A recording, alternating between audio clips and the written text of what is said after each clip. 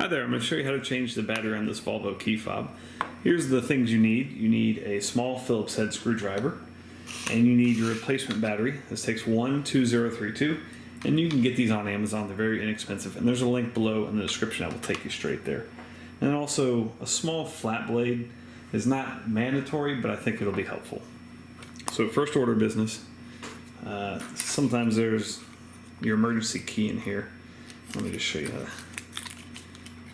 You can take this, slide that over, pull that out, and then I've taken out this little screw. There's a little screw right here. You can just unscrew that. Now, at that point, you can pretty much just pull this apart. If you can't pull it apart easily, use this to pry it open.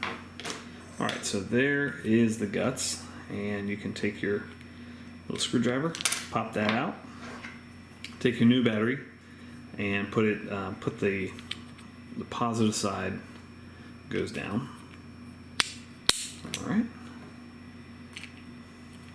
Put that back together.